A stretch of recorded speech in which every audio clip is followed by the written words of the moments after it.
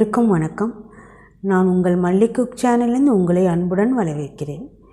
நான் இன்றைக்கி முட்டையே இல்லாத ஆம்லெட் செஞ்சு காட்ட போகிறேன். எப்படிப்பா செய்யலான்னு பார்க்குறீங்களா? ரொம்ப வித்தியாசமாக இருக்கும், ரொம்ப டேஸ்ட்டாக இருக்கும். முட்டை மாதிரியே இருக்கேன்னு எல்லாமே சொல்லுவாங்க. கடலை மாவு எடுத்திருக்கேன். பேக்கிங் சோடா ஒரு 1/4 ஸ்பூன் போட்டுக்கிறேன். தேவையான அளவுக்கு உப்பு,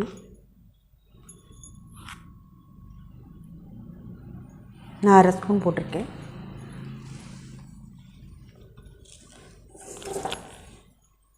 இது தண்ணி ஊற்றி நல்லா கலந்துக்கலாம்.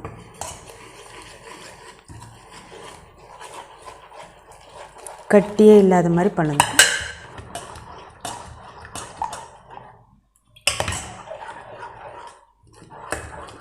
பெரிய வெங்காயம் 2 கட் பண்ணியிருக்கேன், பொடியாக நறுக்கிக்கணும், அதை போட்டுக்கலாம்.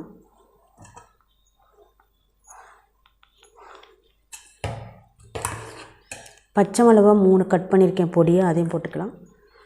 நான் கொத்தமல்லி தழை என்கிட்ட இல்லை, அதனால் கருவேப்பிலை மட்டும் பொடியாக நறுக்கி போட்டிருக்கேன். நீங்கள் கொத்தமல்லி தழை இன்னும் போட்டிங்கன்னா இன்னும் டேஸ்ட் வரும்.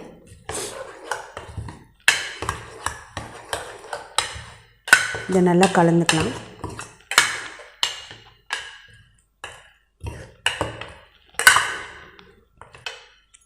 இதை ஒரு வாணலியில இல்லாட்டி தோசைக்கல்லையோ ஊற்றி ஆம்லெட் மாதிரி எடுத்துக்கலாம். நான் அகலமாக ஒரு வடை சட்டி தான் வச்சுருக்கேன். அதில் கொஞ்சமாக எண்ணெய் ஊற்றிக்கலாம். இப்போ கலந்து வச்சுருக்கிற இந்த கடலை மாவு ஊற்றிக்கலாம். இது பார்க்குறவங்க எல்லாருமே முட்டைன்னு தான் நினச்சிக்குவாங்க. ரொம்ப ரொம்ப டேஸ்ட்டாக இருக்கும், சாப்பாட்டுக்கு நல்லாயிருக்கும். சைட் டிஷ்ஷாக வச்சுக்கலாம், ஈவினிங் ஸ்நாக்ஸாக குழந்தைங்களுக்கு கொடுக்கலாம்.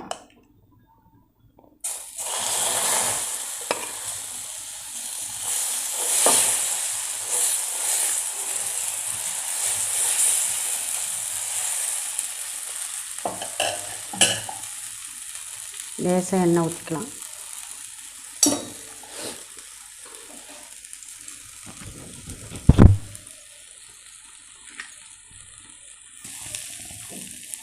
பாருங்கள், திருப்பி போட்டேன்.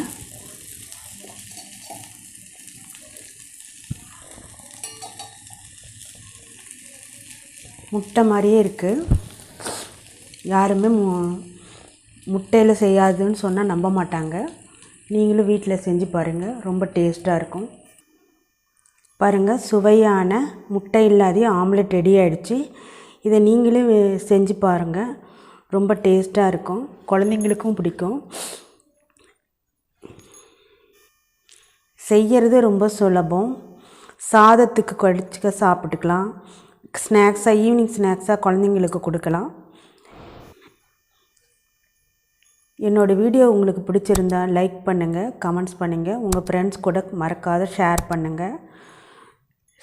புதுசாக சப்ஸ்கிரைப் பண்ணாதவங்க கண்டிப்பாக சப்ஸ்கிரைப் பண்ணி எனக்கு ஆதரவு கொடுக்கும்போது அன்புடன் கேட்டுக்கொள்கிறேன்.